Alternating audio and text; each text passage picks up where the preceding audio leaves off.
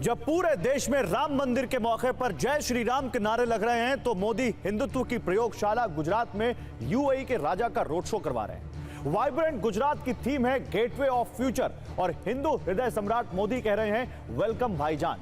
आखिर क्यों? अपने मंत्रियों को नसीहत भी दे रहे हैं कि राम मंदिर पर एग्रेशन नहीं, आस्था दिखाओ। मोदी और मुसलमान भारतीय राजनीति की सबसे अनसुलझी पहेली हैं। एक तरफ राजनीतिक विश्लेषक कहते हैं कि मुसलमान कुछ भी कर सकता है लेकिन मोदी को वोट नहीं देगा। दूसरी ओर पिछले 5 साल से बीजेपी उसे और उसके सहयोगी संगठन हर मुमकिन कोशिश कर रहे हैं कि मोदी और मुसलमान का स्टीरियोटाइप ब्रेक किया जाए।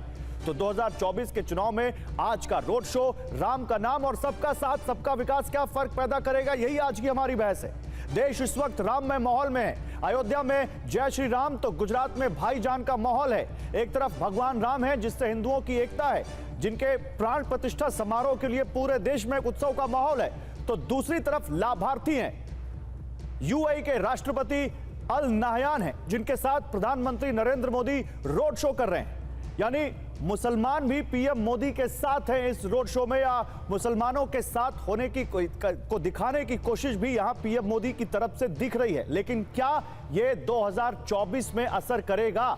अयोध्या में जय श्री राम और गुजरात में भाईजान, ये आज बहुत बड़ा मुद्दा बन चुका है और इसी पर आज हम बहस कर रहे हैं। देखिए, आपको बताते हैं कि पीएम मोदी ने आज क्या कहा है, लेकिन उससे पहले मैं आपको यह बता दूं कि आप ठीक नीचे जो ये तस्वीरें देख रहे हैं, वाइब्रेंट गुजरात में भाईजान, ये प्रधानमंत्री नरेंद्र मोदी और यूएई के राष्ट्रपति अल नाहयान का एक रोड शो है जो कि शुरू हो चुका है, जिसकी तस्वीरें हम आपको लाइव दिखाते रहेंगे और वहां के बारे में आपको बताते रहेंगे। लेकिन पीएम मोदी ने आज बहुत अहम बात कही है। उन्होंने कहा, निर्देश दिया मंत्रियों को कि प्राण प्रतिष्ठा कार्यक्रम को लेकर सचेत रहें, आस्था दिखाएं लेकिन आक्रामकता नहीं दिखनी चाहिए, बेवजह की बयानबाजी से बचें, मर्यादा का हर कोई ख्याल रखे, प्राण प्रतिष्ठा को लेकर माहौल खराब ना हो, लोगों को 22 जनवरी के बाद अयोध्या लेकर आएं और लोगों को भगवान का आशीर्वाद दिलाएं, ये उन्होंने कहा है।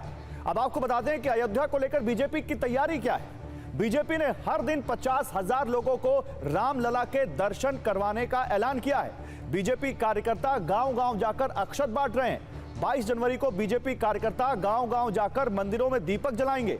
अयोध्या में राम मंदिर के निर्माण में बीजेपी के योगदान की बुकलेट घर-घर बांटेंगे और साथ ही गांव-गांव जाकर लोगों के बीच विरोधियों का प्रचार करेंगे और ये ऑलरेडी शुरू भी हो चुका है। अयोध्या में राम मंदिर के निर्माण से लेकर मुस्लिम देशों में भी मोदी की लोकप्रियता बढ़ी है। पीएम मोदी ने 2014 से अब तक 22 मुस्लिम देशों की यात्रा की है। 7 मुस्लिम देशों ने प्रधानमंत्री मोदी को सर्वोच्च सम्मान से नवाजा है। इसके अलावा दुनिया के 2 मुस्लिम देश यूएई और बहरीन में हिंदू मंदिर का निर्माण, ये सभी पीएम मोदी को और ज्यादा एक्सेप्टेंस दिखा रहे हैं और ज्यादा पीएम मोदी मुस्लिमों के बीच कितने लोकप्रिय हैं उसको भी कहीं ना कहीं स्थापित कर रहे हैं। तो 2024 में जो प्रधानमंत्री नरेंद्र मोदी का राजनीतिक नारा है सबका साथ सबका विकास, क्या वो इसी रास्ते से होकर गुजरेगा? इस पर बात करने के लिए मेरे साथ हैं इस वक्त डॉक्टर गुरु प्रकाश पासवान, बीजेपी के प्रवक्ता, वारिस पठान एआईएमआईएम के प्रवक्ता, प्रियंका भारती आरजेडी की प्रवक्ता, डॉक्टर वरुण पुरोहित राजनीतिक विश्लेषक। आप सभी का स्वागत है। और मैं गुरु प्रकाश पासवान, सीधा सवाल आपसे, क्या यही है सबका साथ सबका विकास का जो नारा है उसका रोड मैप कि अयोध्या में जय श्री राम और गुजरात में भाईजान? नहीं, देखिए गौरव जी, कुछ लोगों का ऐसा प्रयास रहता है, कुछ लोगों का ऐसा मन होता है कि वो समाज में भेदभाव पैदा करें, कभी जाति के नाम पे, कभी धर्म के नाम पे वो संकट का, भय का माहौल बनाना चाहते हैं। लेकिन जब से भारतीय जनता पार्टी 2014 से दिल्ली में बैठी है, आप मुझे बताइए, आपके दर्शकों से मैं पूछना चाहता हूं कि कम्युनल एटमॉस्फेयर जो है वो उसमें सुधार हुआ है? उसके पहले का आप देखिए, मुजफ्फरनगर हो, तमाम आंकड़े ये बताते हैं कि 2014 के बाद, और आंकड़ों की बात करें तो 2014 में जहां मात्र 4.5% हमारे मुसलमान समाज के लोग सरकारी नौकरियों का अंग थे, अब 10.5% मुसलमान समाज के लोग सरकारी नौकरी का अंग है। अगर आंकड़ों की बात करें तो 40%, 40% से ज्यादा मुसलमान समाज की जो हमारी बहनें हैं वो शिक्षा में आ रही हैं। तो सबका साथ सबका विकास सबका विश्वास, गौरव भाई, हमारे लिए मात्र नारा नहीं है, हम सब के लिए प्रतिबद्धता है। वो चाहे उत्तर प्रदेश में दानिश रिजवान रसानी हो, वो चाहे जम्मू कश्मीर में सईद जी हो, आज मुसलमानों में भी जो जातिगत भाव से पिछड़ा समाज है, जो पसमानदा समाज है, पसमानदा समाज भी मुख्य धारा का पार्ट कैसे बने, पसमानदा समाज भी सरकारी संस्थानों का भाग कैसे बने, हमारी ये चिंता है। वहीं दूसरी तरफ वो लोग हैं जो लगातार आज भी धर्म के नाम पे उन्माद फैला करो, जाति के नाम पे भेदभाव पैदा करो। लेकिन मोदी जी जब कहते हैं कि 140 करोड़ देशवासी ना धर्म के नाम पे, ना जाति के नाम पे, ना भाषा के नाम पे, ना क्षेत्र के नाम पे मोदी आगे बढ़ते हैं, तो देश के 140 करोड़ लोगों का मान सम्मान आगे बढ़ता है। मोदी आगे बढ़ते हैं तो देश के 140 करोड़ लोगों का मान सम्मान आगे बढ़ता है। वारिस पठान, सबका साथ सबका विकास, और वो दिख भी रहा है। अयोध्या में जय श्री राम और गुजरात में भाईजान। फिर विरोधी आप क्यों प्रधानमंत्री नरेंद्र मोदी को इतना उनकी आलोचना करते हैं, क्यों उनको निशाने पर लेते हैं आप? देखिए गौरव भाई, सबका साथ सबका विकास सबका विश्वास, यही तो सबसे बड़ा एक जुमला है। 2014 से जब से भाजपा की सरकार सत्ता में आई, उन्होंने एक ही तो काम किया है, मुसलमानों के खिलाफ नफरत फैलाना, गालियाँ बकना, अपशब्द इस्तेमाल करना, और जो इस तरह की भाषा करे उसको प्रमोशन देना। तो कहाँ से सबका साथ ये हुआ? आप बात कर रहे थे यहाँ पर कि मोदी जी गुजरात में हैं, भाईजान बन के वहाँ गए हैं। अच्छी बात है, गुजरात में भाईजान बन गए। फॉरेन जो रहते डिग्नेटरीज अरब लोग को गले लगाते हैं, मगर हिंदुस्तान मुसलमानों से मोदी को ज़रा भी प्रेम नहीं है। अभी गुजराती के अंदर कल ही सुप्रीम कोर्ट ने एक जजमेंट दिया है बिल्किस बानो का। वह गुजरात की है, गुजरात की बेटी है, हमारे देश की बेटी है। बिल्किस बानो का बलात्कार हुआ था, उसकी माँ का बलात्कार, बहन का बलात्कार, उसके बाद उनका कत्ल कर दिया गया। बिल्किस बानो हमला थी, बच गई, उसकी बेटी का सर पत्थर से फोड़ के मार दिया। गुजरात में उस वक्त के हालात वो थे कि केस शिफ्ट करना पड़ा था महाराष्ट्र के। महाराष्ट्र में केस चला, सबको सजा हो गई। मगर गुजरात के चुनाव के पहले, विधानसभा का जो चुनाव आया था ना, उसी के पहले गुजरात की सरकार ने उन तमाम लोगों को रेमिशन के तहत छोड़ दिया। और ये गुजरात में मोदी की सरकार थी, सेंटर में मोदी की सरकार थी। Union government, union home ministry ने गो अहेड दिया था कि ठीक है आप जाके छोड़ दीजिए। कल सुप्रीम कोर्ट ने फटकार लगाई कि स्टेट कंप्लिसिटी था, रेपिस के साथ खड़ा था बीजेपी। अब क्या नारी सम्मान की बात कर रहे हैं, क्या बेटी बचाओ बेटी पढ़ाओ की बात कर रहे हैं? और गुजरात में मोदी है ना। अगर इतनी नारी की फिक्र है, इतना मुसलमानों से प्रेम छलक रहा है, तो जाइए बिल्किस बानो के घर पे, वहीं है वो, जाइए उससे माफी मांगिए, बीजेपी की तरफ से माफी मांगिए और कहिए कि हमसे गलती हो गई, हमने तुमको न्याय नहीं दिया, सुप्रीम कोर्ट ने तुम्हारे साथ इंसाफ किया, हम उन बलात्कारियों का सम्मान किए, हमारे दो एमएलए ने वहां पर खड़े रह कहा संस्कारी लोग हैं। जाइए ना, अगर आपको सबका साथ सबका विकास का इतना प्रेम है तो दिखाइए जाकर मोदी जी। इसीलिए मैं कहता हूँ सिर्फ ढोंगबाजी है, ढोंगबाजी है, ओके, और कुछ नहीं है। ओके, कतनी और करनी में जमीन आसमान का फर्क है, ये सब कुछ यहाँ कतनी करनी में आसमान का फर्क। गुरु प्रकाश पासवान। नहीं, देखिए ऐसा है कि मैं इनकी बातों को ध्यानपूर्वक सुन रहा था, और ये जिस पार्टी का यहाँ प्रतिनिधित्व करते हैं उस पार्टी का महिलाओं के प्रति कितना स्नेह है ये जग जाहिर है। मैं इस पे ना तो इनसे बहस करूंगा ना टिप्पणी करूंगा। ट्रिपल तलाक का दंश झेल रही मुसलमान समाज की महिलाओं के लिए एक शब्द नहीं निकलता इनके मुंह से। धारा 370 की वजह से जम्मू कश्मीर में रहने वाली महिलाएं और उनके प्रॉपर्टी राइट से वंचित हो जाती हैं, एक शब्द नहीं निकलता इनके मुंह से।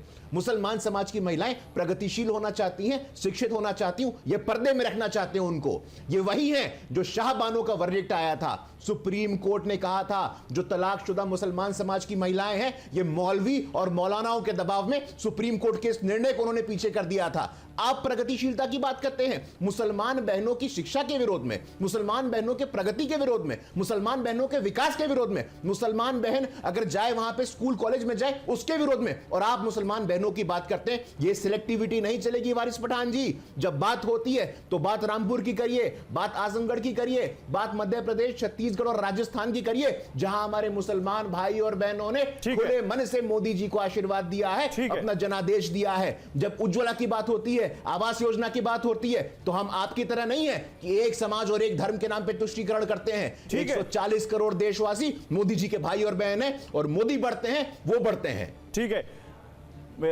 ये तो है। यहां पर वारिस पठान जवाब दीजिए, फिर मैं अपने दूसरे पैनलिस्ट के पास जाऊंगा। इतनी सारी योजनाएं, सबका किसका फायदा हो रहा है? इसमें कोई हिंदू को देखकर तो नहीं दिया जा रहा है, इसमें तो मुसलमानों को भी फायदा मिल रहा है। सब योजनाएं बनती है मगर उसका इम्प्लीमेंटेशन कहां पर होता है? प्रधानमंत्री आवास योजना के तहत घर दिए जाएंगे, चलिए मेरे साथ महाराष्ट्र के औरंगाबाद में कितने मुसलमानों को घर दे दिया है? एक भी नहीं। बात नंबर 2, इन्होंने मेरी सवाल का जवाब ही नहीं दिया। चलिए, ट्रिपल तलाक के मैं वक्त तैयार हूं, मोदी ने चलिए। कहा था मुसलमान नारी मेरी बहन है, तो बिल्किस बानो भी तो आपकी बहन हुई ना। तो बिल्किस बानो के लिए आपको प्रेस कॉन्फ्रेंस करके माफी मांगना चाहिए था उससे। ये तो सुप्रीम कोर्ट ने कहा है कि आप कंप्लिसिट थे, स्टेट गवर्नमेंट ने बिल्किस बानो के बलात्कारियों को शरण दिया, अब उनको उठा के जेल में डाला जाएगा। तो क्यों आप खामोश बैठे? क्यों कोई बीजेपी का नेता ट्वीट भी करके नहीं बोलता कि नहीं बिल्किस बानो के साथ गलत हुआ और आज सुप्रीम कोर्ट ने न्याय दिया? क्यों कोई बीजेपी का प्रवक्ता टीवी के चैनल के ऊपर आकर यह बात का बयान नहीं करता कि वाकई में बिल्किस बानो के साथ गलत हुआ था और उससे माफी मांगो? सब लोग माफी मांगना चाहिए बीजेपी को, नरेंद्र मोदी को। क्यों कोई आके नहीं बोलता यहाँ पर? अब तो सुप्रीम कोर्ट का आदेश आ गया, क्यों नहीं बोलते मालूम है? क्योंकि आपके दिल में मुसलमानों के लिए नफरत है और बिल्किस बानो का नाम बिल्किस बानो है ना, इसलिए। अरे हम तो निर्भया के टाइम पे भी खड़े हो गए थे, हम तो हाथरस की बेटी के टाइम भी खड़े हो गए थे कि नहीं, न्याय मिलना चाहिए बेटियों के साथ, बेटी के साथ इंसाफ होना चाहिए, बलात्कारियों को सख्त से सख्त सजा मिलनी चाहिए, कानूनी तौर पर उनको सजा दो। मगर आज सबके मुंह पे ताला क्यों लग गया? ये तुष्टीकरण नहीं तो और क्या है? ये मुसलमानों के खिलाफ नफरत नहीं तो और क्या है? ठीक है, अब राम मंदिर में बिजी हो गए, रहिए, कोई प्रॉब्लम नहीं है हमको, लेकिन देखो दीवानो, तुम ये काम ना करो, अपनी ऊंची सियासत के लिए राम जी का नाम बदनाम ना करो। 4 शंकराचार्य ने बॉयकॉट कर दिया, 4 वैसे चारों ने कर दिया। अरे पूरी के शंकराचार्य को कह दिया चाहते हैं, लेकिन अभी मैं रुकिए वारिस पठान रुकिए। Okay, you made your point. अब मैं जाऊंगा प्रियंका भारती के पास। प्रियंका भारती, वैसे तो आपके नेता कहते हैं कि मंदिर की जगह स्कूल बनवाना चाहिए, मंदिर की घंटी से उनको दिक्कत है, लेकिन आज तो मस्जिद में सजदा करने वाले भी यहाँ पर प्रधानमंत्री नरेंद्र मोदी को गले लगा रहे हैं। अब क्या कहेंगे आप? लगा रहा है गौरव जी, कौन गले लगा रहा है? आप मुझे बताइए। आज माता यूएई के राष्ट्रपति अल नाहयान ने अभी गले लगाया है, उतरे हैं, और तस्वीर उनकी आप देख सकती हैं।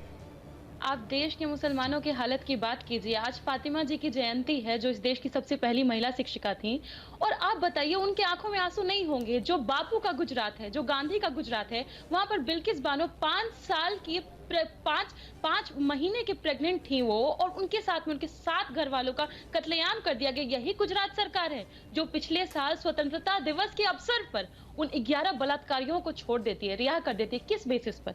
मुझे नहीं समझ में आता है। इस देश का कोई भी बाशिंदा होगा, चाहे वो हिंदू हो मुसलमान हो, अगर वो सहिष्णु है तो वो इस फैसले के खिलाफ था। और आज आप देख रहे हैं कि सुप्रीम कोर्ट ने भी इस वर्डिक्ट को पलट दिया। तो आप क्या सुप्रीम कोर्ट को गलत कहते हैं? आपको नहीं लगता है कि इस देश के प्रधानमंत्री को, इनफैक्ट गुजरात सरकार को, जाकर के बिल्किस बानो के घर पे माफी मांगनी चाहिए? मैं महिला हूं, मैं उनका दर्द समझ सकती हूँ। आप खुद सोचिए, उनका आज का स्टेटमेंट है कि इस पूरे नए साल में मैं आज पहली बार मुस्कुराई। आप सोच सकते हैं उनके साथ कितनी दरिंदगी हुई। क्या कोई मुसलमान इस तरह से, अगर वही कोई हिंदू महिला होती तो उनके साथ इस तरह से जघन्य दुराचार होता, अपराध होता, तो इसी तरह का रवैया होता? क्या गुजरात सरकार माफी नहीं मांगती? आप कहते हैं इसको इंक्लूजन, और आप वाइब्रेंसी की बात कर रहे हैं, गुजरात वाइब्रेंसी की बात कर रहे थे ना आप अभी, गौरव जी। आप खुद हमें बताइए, 2018 से 2022 का आंकड़ा है, 87,000 गुजरात के लोग देश छोड़ चुके हैं, हिंदुस्तान की नागरिकता छोड़ चुके हैं। अब हमारे पीएम मोदी तो अपने ही राज्य के लोगों को उनके राज्य में रोक नहीं पा रहे हैं। कौन सी वाइब्रेंसी, किस वाइब्रेंसी की बात हो रही है यहाँ पर? आप बताइए मुझे। पिछली बार आप आई थी, जब आपके पास वैसे महापुरुषों के कोर्ट का अच्छा यहाँ पर डेटा रहता है प्रियंका। पिछली बार आप आई थी तो आप सावित्री जो फूले थी उनको, सावित्रीबाई फूले को कोट कर रही थी। आज आप फातिमा जी को कोट कर रही हैं। लेकिन मैं जो आपको, लेकिन इतिहास के साथ साथ आप वर्तमान पे बात नहीं करना चाहती। मैं ये कह रहा हूं कि जब यहाँ पर इतना बड़ा इन्फ्लुएंशियल इस्लामिक कंट्री का चीफ राष्ट्रपति देश में आ रहा हो, और न केवल आ रहा हो बल्कि वो यहाँ पर उनके साथ रोड शो कर रहा हो, वो तो ये भी कह सकते थे ना प्रियंका कि नहीं ठीक है, हम वाइब्रेंट गुजरात में हिस्सा लेंगे और चले जाएंगे। कुछ तो उन्होंने भी तो देखा होगा। गौरव जी, आप हमें बताइए, कितना दुर्भाग्य है देश का कि जो दूसरे देश से मुसलमान आ रहा है उसकी आप इतनी इज्जत कर रहे हैं, खातिरदारी कर रहे हैं, मान प्रतिष्ठा कर रहे हैं, सम्मान दे रहे हैं, और वही जो आपके अपने देश की, हमारे अपने देश की मुस्लिम महिला है, उसके साथ में दुराचार हो रहा है। ये किस तरह का आयरॉनिकल सिचुएशन है, मुझे नहीं समझ में आ रहा है। मतलब दूसरे देश को मुसलमानों को ला करके हम उनकी तारीफ करें, ये करें वो करें, और अपने देश के बाशिंदों के लिए हमारे पास दिल में कोई जगह नहीं है।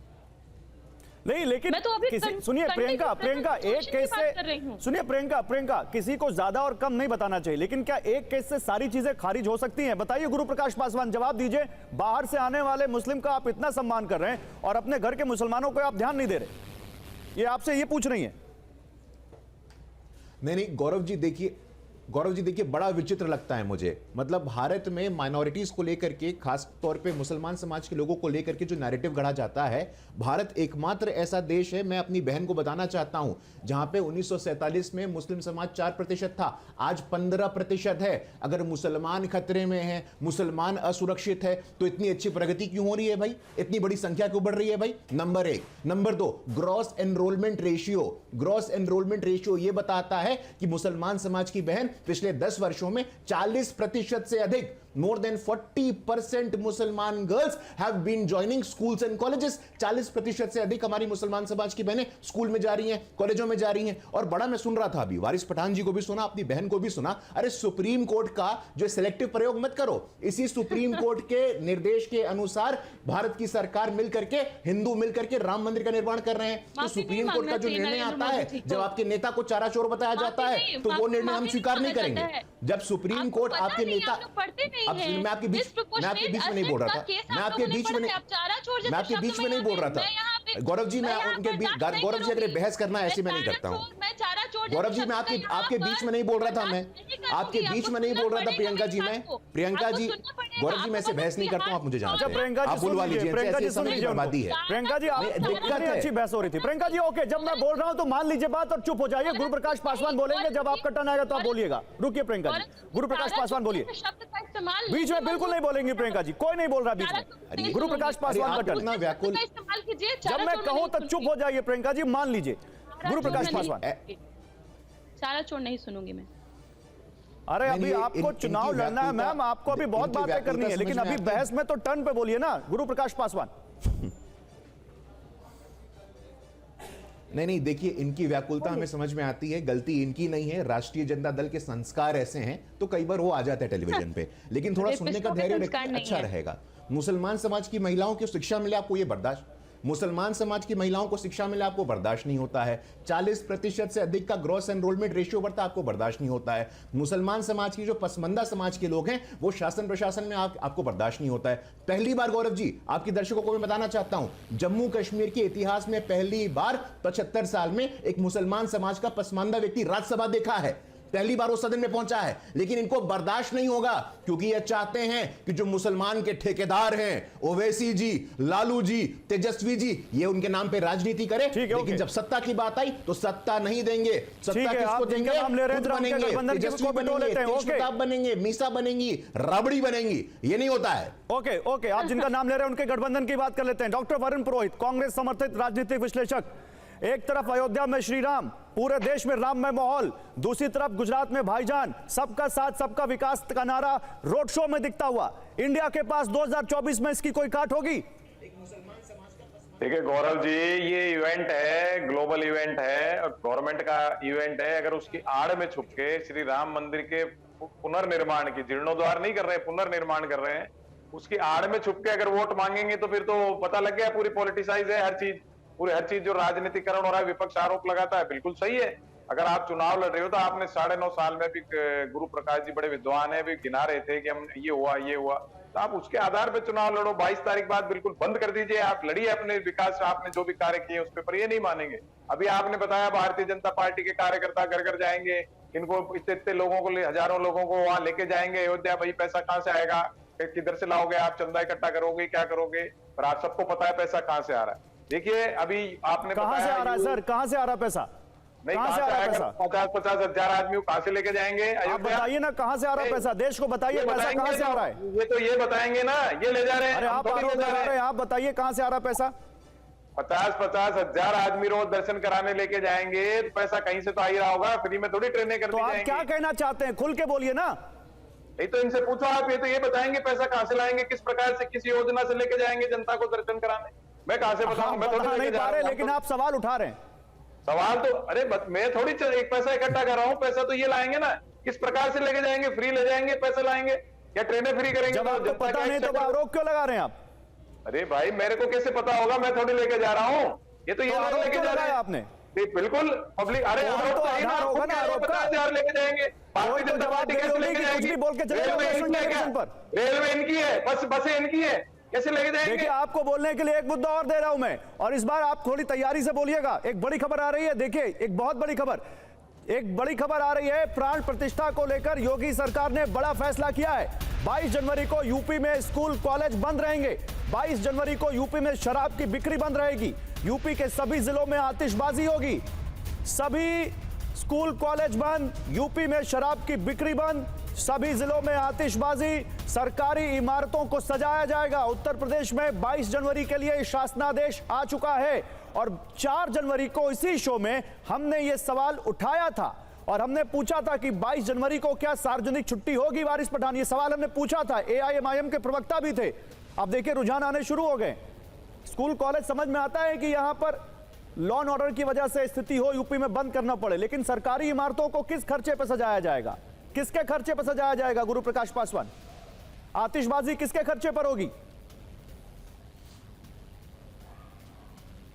अरे नहीं, देखिए ये तो निश्चित रूप से ये सवाल आपने तब भी उठाया था कि राम जन्मभूमि किसके पैसे से बनेगा। अरे समाज के पैसे से बना है। नहीं, हमने नहीं उठाया ये समाज खुद आगे आया है, हिंदू समाज खुद आगे हमको आया है। मालूम है। मेरे साथ खुद राम मंदिर तीर्थ क्षेत्र ट्रस्ट के सदस्य नृपेंद्र मिश्रा जी ने कहा था कि जनता का 3,500 करोड़ का चंदा आया है और उससे राम मंदिर बन रहा है और यह सरकारी कार्यक्रम नहीं है, यह भी कहा था उन्होंने।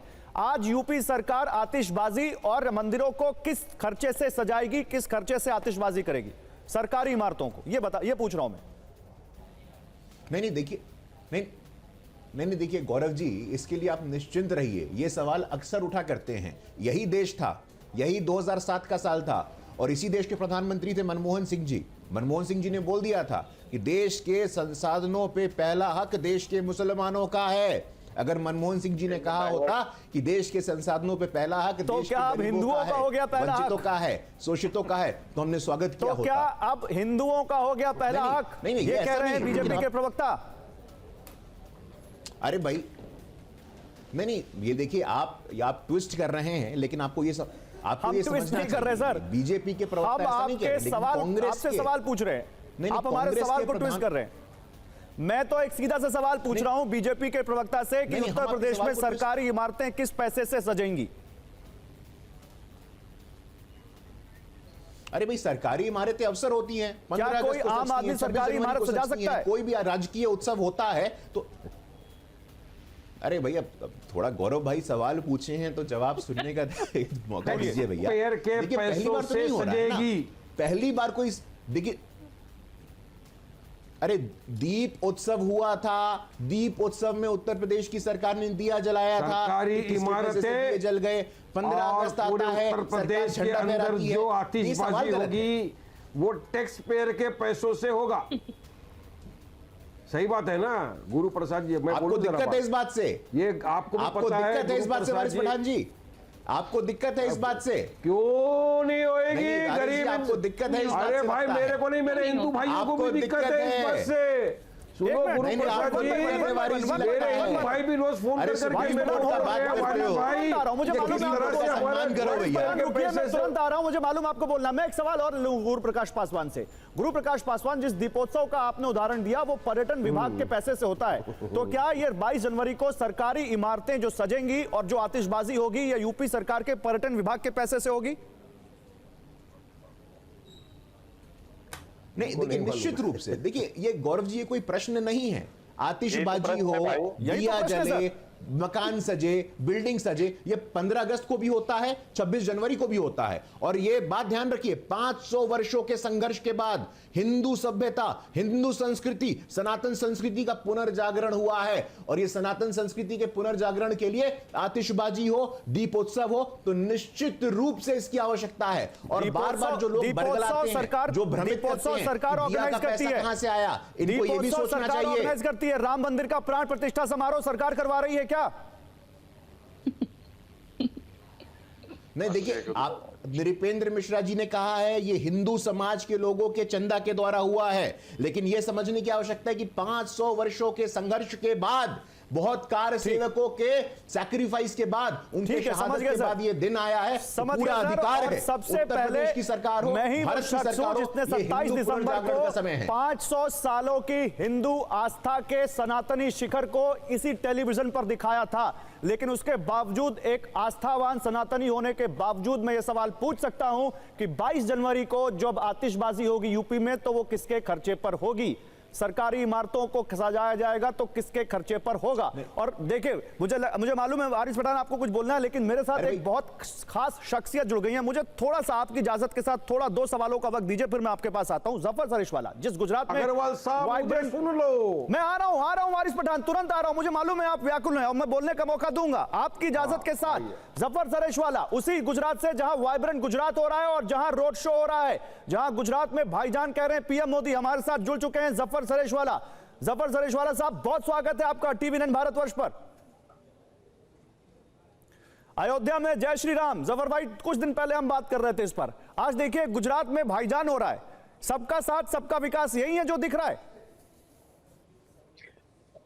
देखिए, ये आज जो मोहम्मद बिन जायद साहब का जो अहमदाबाद आना और जो रोड शो जो हुआ, जो बिल्कुल जिस तरह से उनको मोदी साहब लेकर गए, ये बहुत ही महत्वपूर्ण है।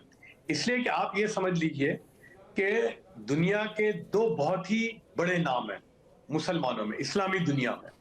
यानी यूं समझ लीजिए 200 बिलियन मुसलमानों में 2 बहुत बड़े नाम हैं, एक मोहम्मद बिन जायद और एक है मोहम्मद बिन सलमान जो सऊदी अरब के हैं। उनका यहाँ हिंदुस्तान आना ये बहुत बड़ी चीज है, यानी इसको मैं यूं कहूंगा ये अद्भुत है। और अहमदाबाद में आना, किसी भी शहर में, ये बहुत बड़ी चीज है।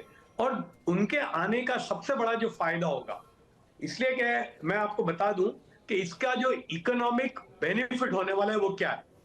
एक मोहम्मद बिन जायद साहब के साथ, यानी यूएई गवर्नमेंट, गुजरात गवर्नमेंट और प्राइवेट एक इन्वेस्टर, 2 इन्वेस्टर हैं जो 250 एकड़ में फूड पार्क बनाने जा रहे हैं, जो कम से कम 20,000 करोड़ रुपए का इन्वेस्टमेंट है जो यूएई गवर्नमेंट कर रही है।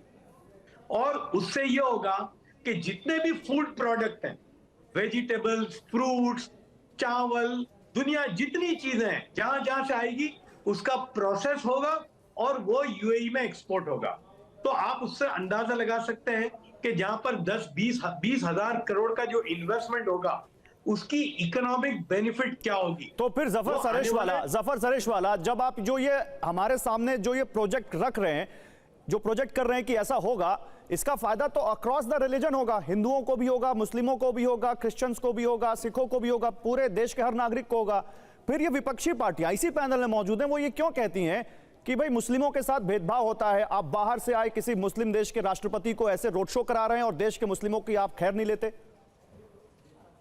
देखिए, मैं आपको बताऊं, ये अहमदाबाद जहां मैं ये अहमदाबाद में हूं, आपको मैं खाली एक, आपने पूछा तो मैं बता रहा हूं। ऐसा नहीं, जब इकोनॉमिक डेवलपमेंट होता है उसका फायदा सबको होता है। फॉर एग्जाम्पल, आज जैसे बेंगलोर या हैदराबाद और पुणे आईटी का बहुत बड़ा हब बन रहा है, ऐसे ही अहमदाबाद भी पिछले 2-3 साल में बहुत डेवलप हो रहा है। यहाँ पर उसको सीजी रोड बोलते हैं, जो बहुत बड़ा आने वाले दिनों में ये हो सकता है कि हैदराबाद को या उसको पीछे कर दे पुणे को। यहाँ पर आईटी का बहुत बड़ा हब डेवलप हो रहा है। मैं उसके कई कंपनियों में जाना हुआ, डिसप्रोपोर्शनेटली आपको मुसलमान नौजवान बच्चे बच्चियां उसमें काम करने में मिलेंगी। एक, अभी मैंने खाली हिसाब लगाया, अहमदाबाद में कम से कम 45 से ज्यादा मुस्लिम ओन्ड आईटी कंपनीज हैं। और ये जो इन्वेस्टमेंट होगा, जो 20,000 करोड़ का इन्वेस्टमेंट होगा, उसका फायदा बिल्कुल हिंदू, मुसलमान, क्रिश्चियन सबको होगा, फार्मर्स को होगा, ट्रांसपोर्टर्स को होगा, जो जिस लाइन में है उसको फायदा होगा। दूसरा, एक और इन्वेस्टमेंट हो रहा है, यूसुफ लुलू साहब का नाम सुना होगा जी जी, जो बहुत बड़े मॉल, वो अहमदाबाद में 20 एकड़ जमीन में 7,000 करोड़ के इन्वेस्टमेंट से हाइपर मॉल बनाने जा रहे हैं।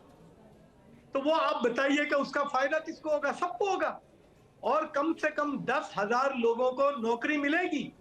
अभी उनका एक मॉल में देख के आया, लखनऊ में उन्होंने बनाया, बहुत बड़ा। हाँ, वहां पर मैंने देखा कि बहुत बड़ी तादाद में मुसलमान नौजवान बच्चियां काम करती हैं हर एतबार से।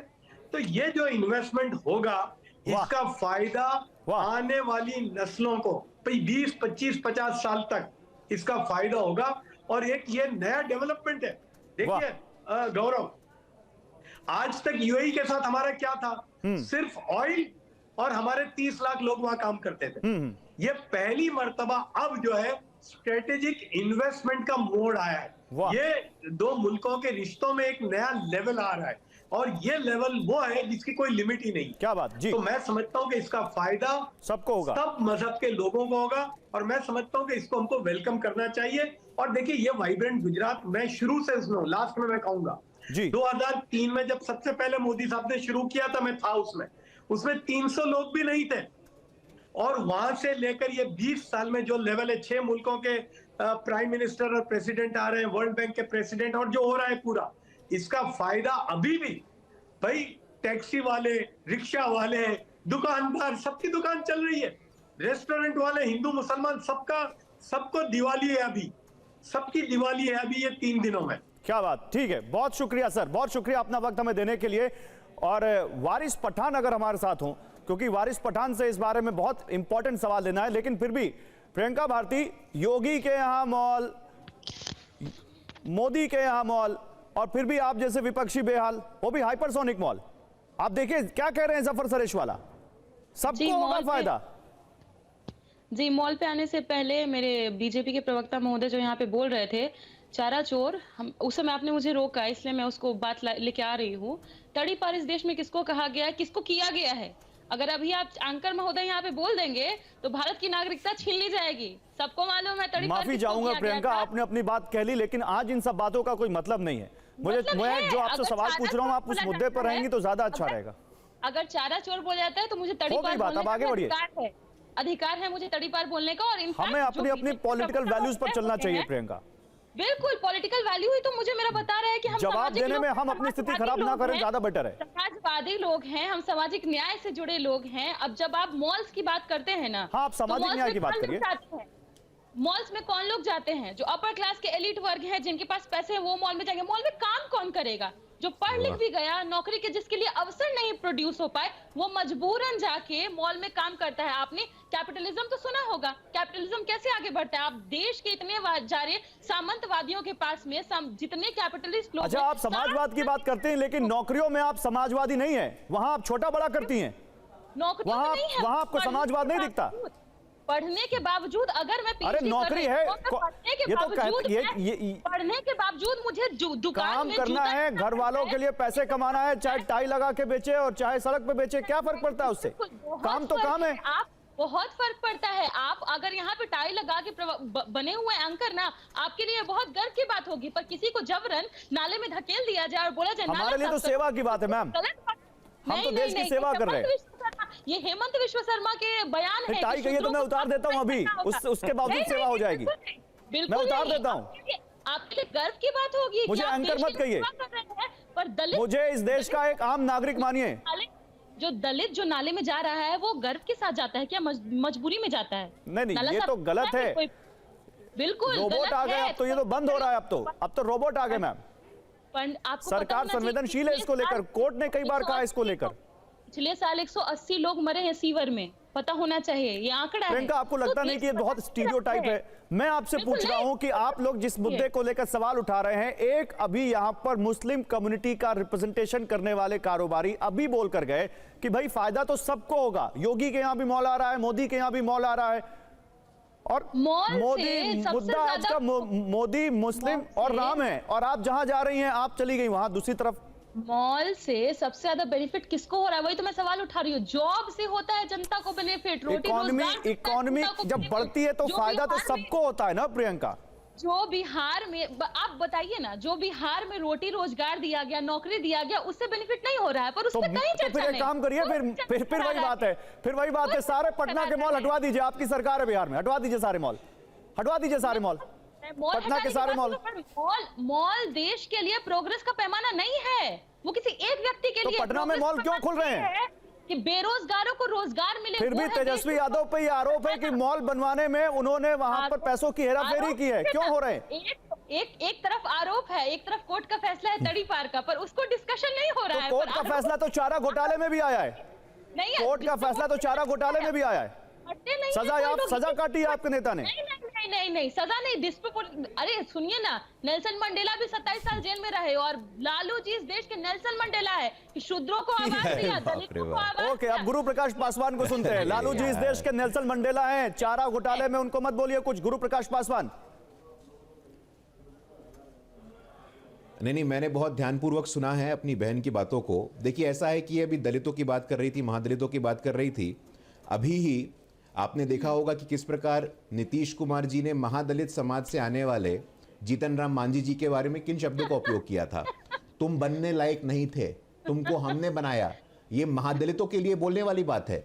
और आपके नेता हैं तेज प्रताप यादव जी, मॉल गए हैं, उनको बोल दीजिएगा मॉल नहीं जाए। तेजस्वी यादव जी मॉल जाते हैं, उनको कह दीजिएगा मॉल। अरे ऐसी हिपोक्रिटिकल बातें मत किया करिए, ये दोहरे मापदंड वाली बातें मत किया करिए आप।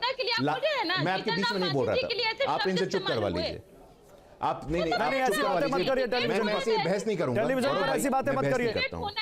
डिबेट होना ही नहीं है तो फिर इस तरह से करना है। मुर्गा लड़ाओ अभियान चल रहा है क्या यहाँ पे? कि एक व्यक्ति बोल रहा है, बोली जा रहा है, मुर्गा लड़ाने का काम आप कर रही हैं, एक एक करके बोलना चाहिए। आप दूसरे के बीच में क्यों बोल रही हैं? आपके बीच में तो कोई नहीं बोलता है। मौका मिल ही नहीं रहा है और आप कह रहे हैं 10 सवाल आपको इतनी देर से मैंने मौका दिया।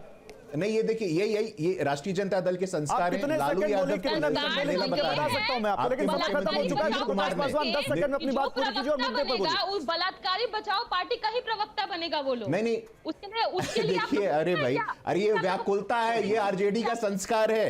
ये देखिए, मॉल गए थे ये नीतीश कुमार जी ने महादलित समाज से आने वाले मूसर समाज से मुख्यमंत्री को क्या कहा था? यही प्रवक्ताओं की खूबी होती है। लालू यादव से बड़ा सामंती कोई है नहीं इस देश में, नीतीश कुमार से बड़ा सामंती कोई है नहीं इस देश में। आप सभी लोगों का